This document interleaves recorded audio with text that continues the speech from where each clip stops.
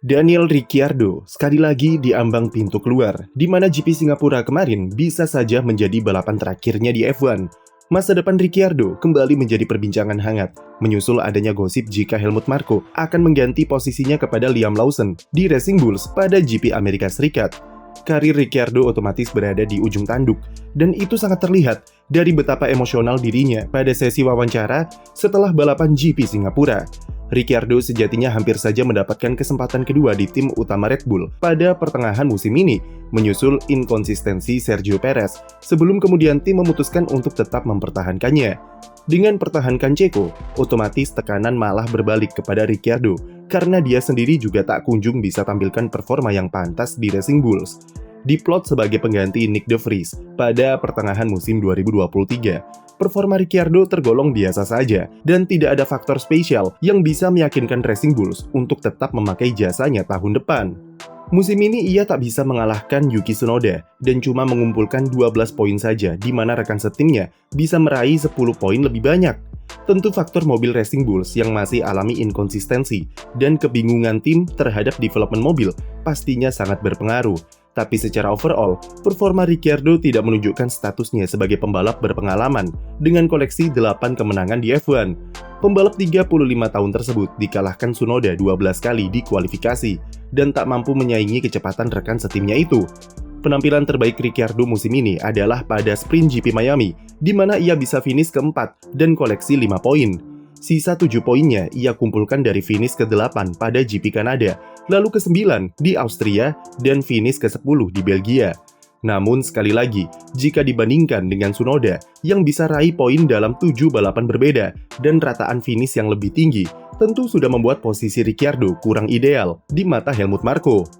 Di awal musim, sudah kami mention, jika mengalahkan Yuki Tsunoda adalah harga mati bagi Ricciardo kalau dia ingin menghidupkan lagi karirnya di F1. Tapi sayangnya dia gagal memenuhi ekspektasi dan membuat karirnya sekali lagi ada di ujung tanduk. Ricciardo sendirilah yang menciptakan situasi sulit, serta masa depan yang tidak menentu dengan terancam diganti pada 6 balapan tersisa musim ini.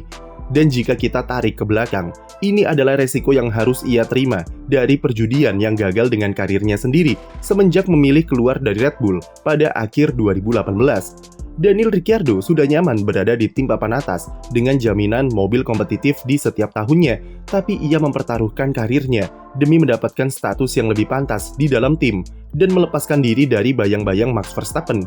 Pindah ke Renault, baru 1 musim di sana, dia kembali menempatkan karirnya di persimpangan dengan menerima tawaran McLaren untuk gantikan Carlos Sainz yang pindah ke Ferrari.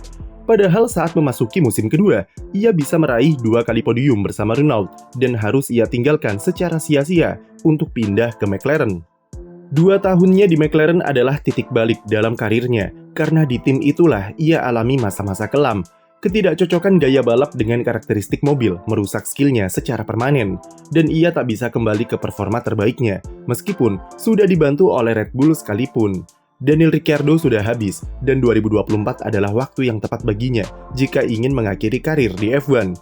Harus diakui kalau didepak di tengah musim adalah cara terburuk yang bisa dialami oleh pembalap, apalagi jika dia sekelas Ricciardo. Helmut Marko kabarnya berencana untuk menggantikan pembalap Australia itu dengan Liam Lawson di sisa musim ini, dimulai dari balapan di Austin. Otomatis, GP Singapura kemarin bisa jadi menjadi race terakhir Ricciardo di F1. Kegagalannya lolos dari Q1 di kualifikasi dibandingkan Tsunoda yang mampu tembus ke 10 besar, sama sekali tidak membantu situasi masa depannya yang sudah suram. Ketika balapan ia juga habiskan mayoritas race di posisi juru kunci karena strategi pit stop duluan dari tim yang tidak bekerja. Alhasil, di lap terakhir, Racing Bulls memberikan Ricciardo pit stop cuma-cuma dengan ban soft untuk meraih fastest lap. Capaian fastest lap di lap terakhir tersebut berhasil menggagalkan Grand Slam Lando Norris yang ternyata menjadi kado perpisahan manis dari Ricciardo yang bisa membantu skenario Max Verstappen dalam perburuan gelar juara dunia.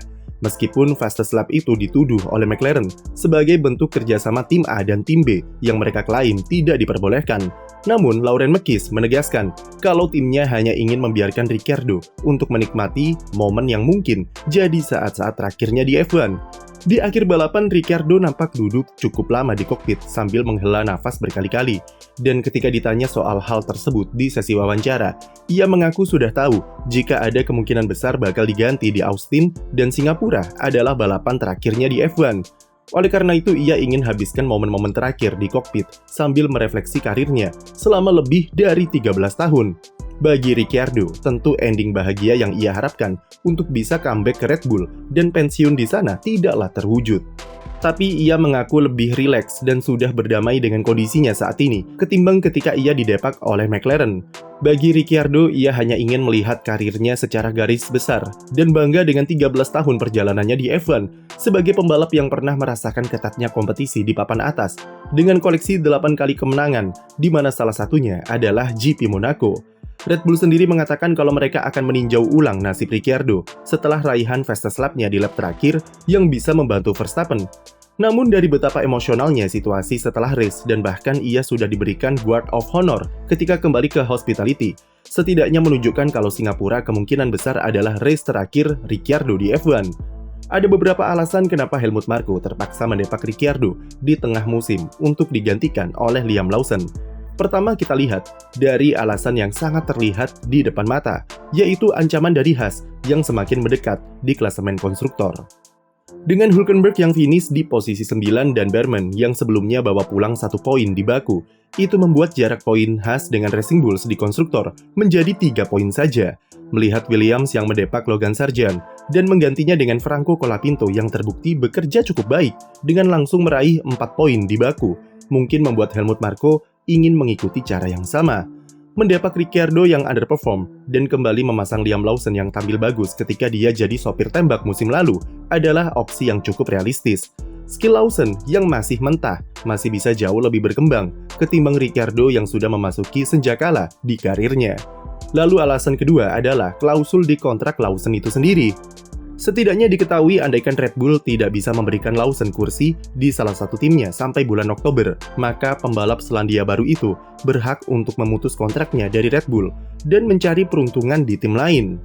Oleh karenanya, masa depan Lawson harus segera dipastikan paling lambat pada awal Oktober nanti untuk melindunginya dari tim-tim lawan. Apalagi sempat ada rumor yang menyebut Sauber menjadikan Lawson sebagai salah satu kandidat untuk jadi rekan setim Hülkenberg musim depan. Selain itu ada juga gosip yang menyebut jika Helmut Marko sudah menjanjikan Lawson untuk bisa balapan di musim 2024 dan mau tidak mau, ia harus menepati janji tersebut di GP Amerika Serikat. Red Bull juga harus segera mempercepat promosi Lawson, mengingat antrean di akademinya akan semakin banyak dengan Isaac Hadjar di F2 dan talenta menjanjikan seperti Arvid Lindblad di F3. Jeda 3 pekan dari Singapura ke Austin akan dimanfaatkan Red Bull untuk berunding sekali lagi soal kepastian Ricciardo serta Lawson. Setidaknya jika Lawson memang akan balapan di Austin, dia punya waktu yang cukup untuk mempersiapkan diri. Lantas, kemana Ricciardo setelah ini? Ia mengaku belum mempersiapkan diri apakah akan pensiun atau tetap berusaha mencari kursi untuk musim depan atau malah akan berlaga ke ajang balap lain.